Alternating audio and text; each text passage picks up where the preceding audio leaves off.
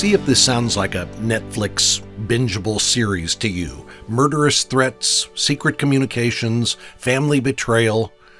All of these elements come into play as we get near the end of our current study in 1 Samuel on Truth for Life. Today, Alistair Begg takes a closer look at the difficulties that Jonathan, the crown prince, faced as he firmly established his allegiance with David, God's anointed king.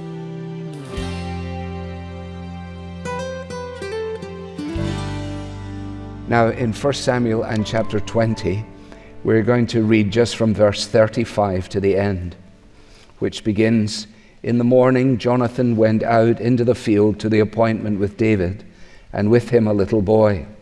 And he said to his boy, 'Run and find the arrows that I shoot.' As the boy ran, he shot an arrow beyond him. And when the boy came to the place of the arrow that Jonathan had shot, Jonathan called after the boy and said, 'Is not the arrow beyond you?' And Jonathan called after the boy, 'Hurry, be quick, do not stay.' So Jonathan's boy gathered up the arrows and came to his master. But the boy knew nothing. Only Jonathan and David knew the matter. And Jonathan gave his weapons to his boy and said to him, 'Go and carry them to the city.' And as soon as the boy had gone, David rose from beside the stone heap and fell on his face to the ground and bowed 3 times. And they kissed one another and wept with one another, David weeping the most. Then Jonathan said to David, 'Go in peace, because we have sworn both of us in the name of the Lord, saying, the Lord shall be between me and you, and between my offspring and your offspring forever.' And he rose and departed, and Jonathan went into the city." Thanks be to God for his word. Amen. As I said this morning, this evening follows along directly from where we left off. And in the passage that remains before us, which is still a significant number of verses, all that we're seeking to do is to follow the storyline of the text. There are certain passages, I think, and it's true in Old Testament narrative as in other places, that seem to break up very easily in the prospect of teaching them and then can be shared in that way. And then there are other passages that don't seem to do that at all. And that brings with it a real danger, and that is that the one who is given the responsibility of teaching the Bible presses on the text an outline that the people, as they read the text, are finding themselves saying, "I'm not just quite sure how this fits with this passage." And so perhaps as an encouragement to you and perhaps as a plea to my own incapacity, we just are going to follow along. We noted this morning that it is clear in this section, verses 12 to 17, that it digresses from the immediate crisis which has given rise to the events that are described here. That immediate crisis being Saul's murderous threats. And although we didn't say it in the morning, it's worth saying now that I think the point that perhaps we're supposed to see in this is that Saul, who does not appear in this here, Saul is actually now irrelevant to the future to which David and Jonathan are heading. In a very straightforward way, it is clear now, increasingly clear, what it meant for him to have been deposed, what it meant for the kingdom to have been removed from him, and so on. And so we've sought to understand how David's endurance in the face of the threats and Jonathan's encouragement in anticipation of what the kingship of David would mean, and our hope, all of these aspects, all find their security and focus in trusting God and taking him at his word. With that said, in verse 18 and through to verse 23, it's time now to return to what somebody has referred to as the playful story of secret communication. There's something wonderful, especially for children, about having little secrets, and this is what we're going to do, and why don't you go and hide there, and so on. And the way in which this story unfolds helps to keep our interest in that way. Now, here you have this straightforward outline of how things are going to be. On the third day, go to the place where you hid, and when the matter that was at hand, and remain by the stones, and I will shoot the arrows, and this and that, and the next thing, and so on. I don't think that there's any great benefit in getting tangled up, as it were, in the arrows and what I referred to this morning somewhat incorrectly, I suppose, as the sort of Robin Hood dimension. It is quite interesting how people, when they study the Bible, often miss the central emphasis of the Scriptures because they become tangled up in questions that are illustrative dimensions, but they are not the essential element of what is being conveyed. And what we learn from this section, and what David learns from this section, is the instruction that Jonathan is going to give to this boy. The instruction that he calls out to the boy will be the sign that is needed for David. And essentially, that is the long and the short of it between verses 18 to 23. And I'm not going to reread it again, and you will notice that he closes the section out by saying, "And as for the matter of which you and I have spoken, behold, the Lord is between you and me forever." So you've got this sense of this love of their souls for one another, and of this awareness that they have of the faithfulness and the covenant love of God. The only thing that I would point out is the distinction between what Jonathan says in verse 13, if you go back up to 13, where he says, "But should it please my father to do you harm," remember we saw that this morning, "the Lord do so to Jonathan, and more also, if I," notice the subject here, "if I do not disclose it to you and send you away." Okay? If I do not send you away. Down now in verse 22, when he explains what's going to unfold, "But if I say to the youth, look, the arrows are beyond you, then go, for the Lord has sent you away." All right? The Lord is not sending him away in a vacuum. The Lord is using the language and the call of Jonathan in order to achieve his purposes. It is a straightforward and an obvious point, but it's good to remind ourselves of it. That here, once again, as elsewhere, the heart of man is devising the way, but it is the Lord who is directing his steps. So, in verse 24, David hid himself in the field. A wonderful sentence. You just allow it to settle in your mind. The picture now of this one, the shepherd boy, the Ephrathite from Bethlehem, the one who had been brought out from the flocks of his fathers in the fields of Bethlehem into the mainstream of life for this great and vast army. The one who has now taken on this Philistine giant and so on. The one who has been in a secret moment anointed as the future king. Here we find him hiding himself in the field. And when the new moon came, which of course was to be the occasion of the festival and the meal, the king sat down to eat food. Now once again, and I've said this to you a lot, but when you read Old Testament narrative, when we read Old Testament narrative, don't read it the way you read other things. You're supposed to read this in the same way that you would read a story as it's told to you. So you're supposed to say, well, goodness gracious, we've got David and he's hiding in the field. And what is the king doing? Well, the king is sitting down.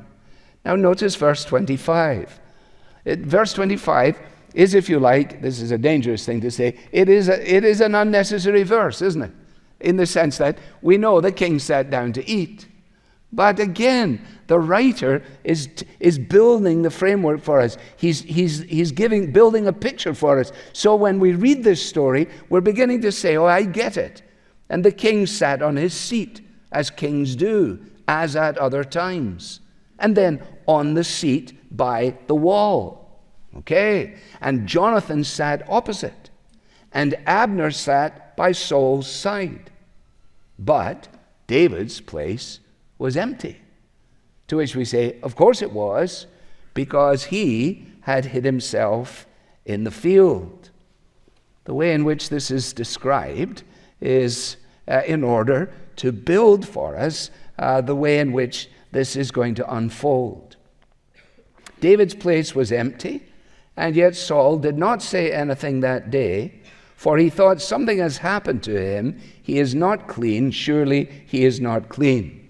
Now, this does not simply mean that he had not had time to wash his hands before he sat down to eat the meal, but it is an indication of Saul's assumption that perhaps David is ritually disqualified.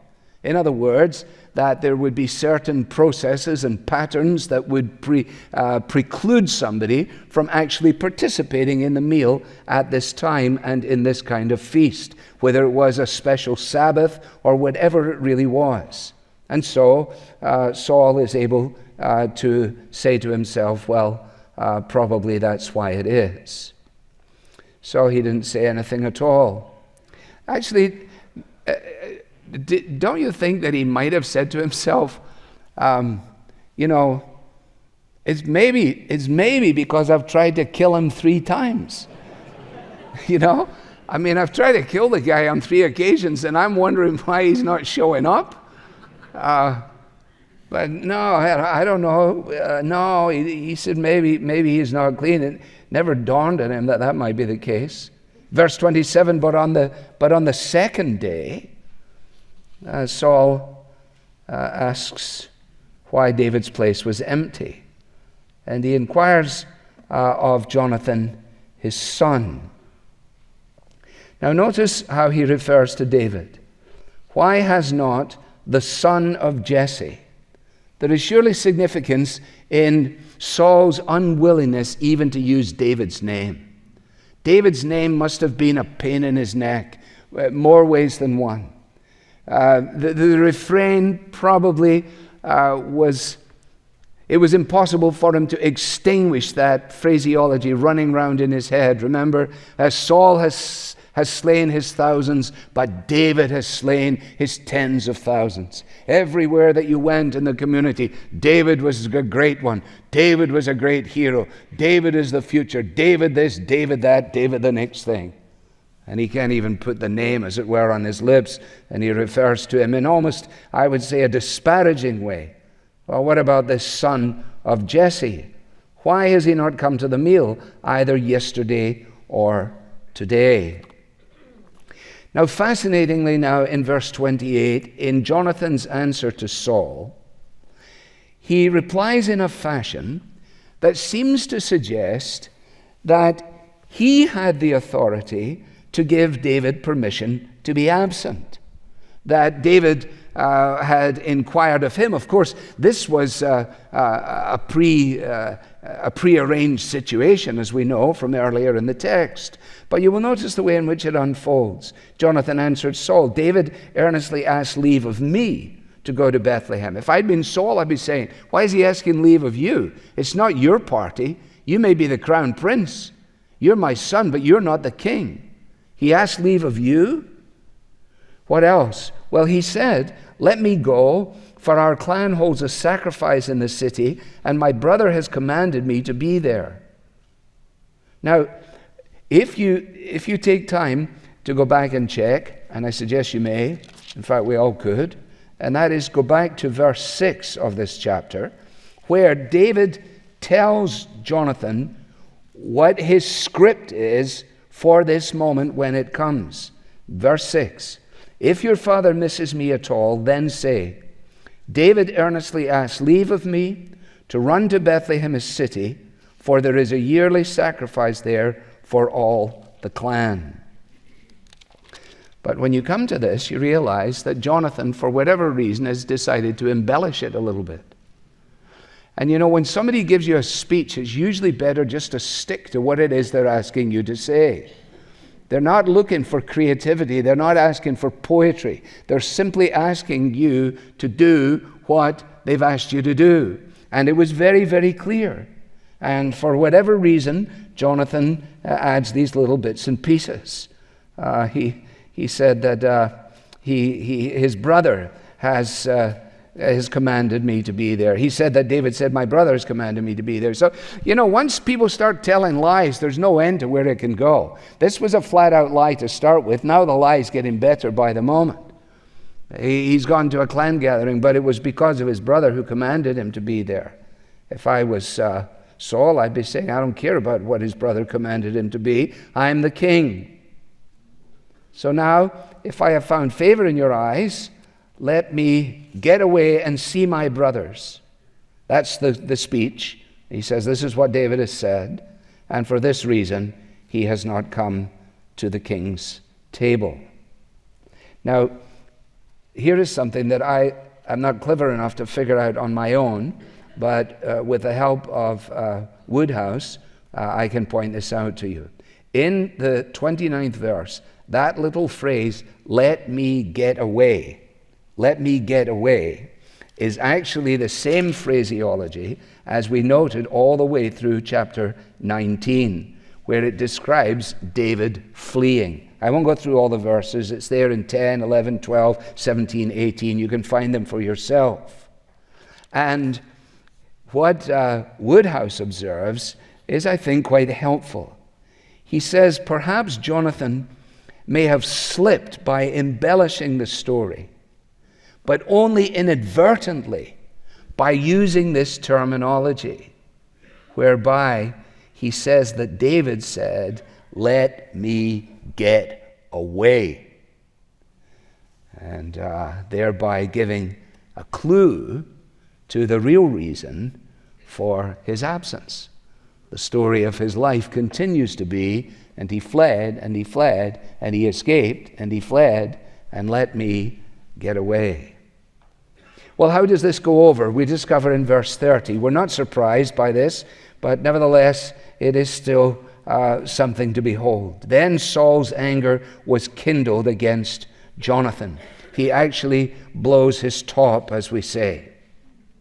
Back in verse 7, again, when the setup had been created, David had anticipated that Saul would either react by saying good or by losing his temper. We saw this morning that Jonathan had said, should it please my father to do you harm? And now, of course, all of that unfolds here in this moment. And he addresses his son, you son of a perverse, rebellious woman. Well, that's not very nice, is it? Why does he have to drag his wife into it? The fact is, he is the son of a perverse, rebellious man. You son of a perverse, rebellious woman, do I not know that you have chosen the son of Jesse to your own shame and to the shame of your mother's nakedness? Well, in actual fact, it wasn't so much that Jonathan had chosen David as that God had chosen David. And the rejection that Saul is aware of now, if you like, is crystallized in this scene that unfolds, a tragic scene, I suggest, where he is now confronted by the rejection, not simply of this David character, but by the son of his own home. And in verse 31, it's almost as though he makes a final appeal to him when he says, listen, as long as the son of Jesse lives on the earth, neither you nor your kingdom will be established. Therefore, send and bring him to me, for he shall surely die. Don't think, I don't know where your allegiance lies, he says, looking at his son. Now, we know that Jonathan actually had surrendered his rights long before this encounter. And remember, we talked about how the robe had been torn, and it was an emblem of the kingdom being torn from his father, Saul. And now he takes off his robe as the crown prince, and he gives it to David, and he gives him his armor, and he even gives him his sword and his bow and his belt. So this appeal was useless on the part of his father. Saul didn't really understand the extent to which Jonathan and David's lives were interwoven with one another in the steadfast love of God.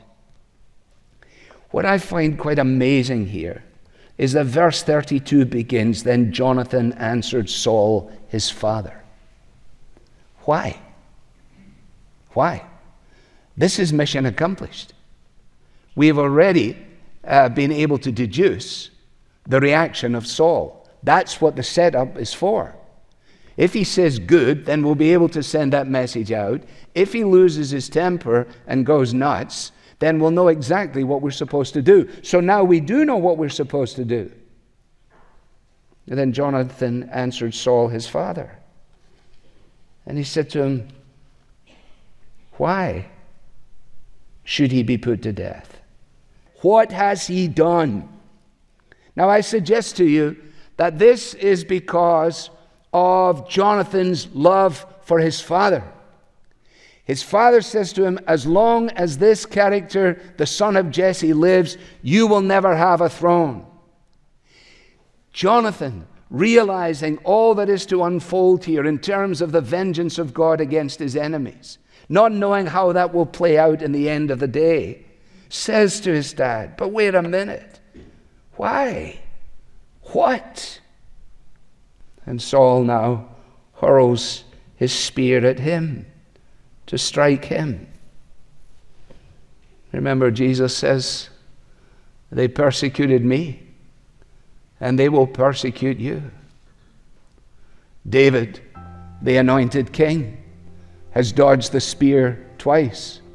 Now, Jonathan, the blood brother of the anointed king, finds himself under the agonizing wrath of his own father.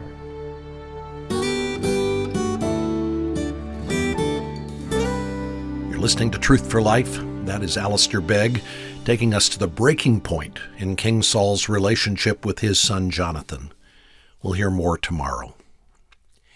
If you regularly listen to Truth for Life, you have undoubtedly heard me mention our mission, which is to teach the Bible with clarity and relevance so that unbelievers will be converted, believers will be established in their faith, and local churches will be strengthened as a result.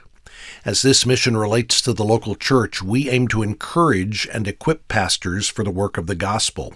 One of the ways we do this is through our annual Basics Conference for pastors and church leaders. It's hosted by Alistair, and today, Basics 2023 kicks off at Parkside Church.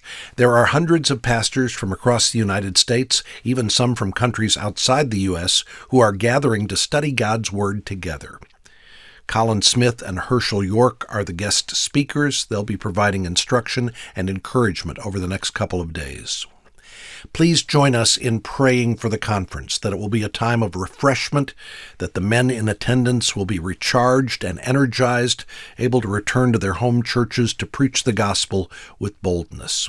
And if you'd like to peek in, get a glimpse of the conference, or if you're in pastoral ministry and aren't able to attend the conference in person this year, you can watch the conference on live stream.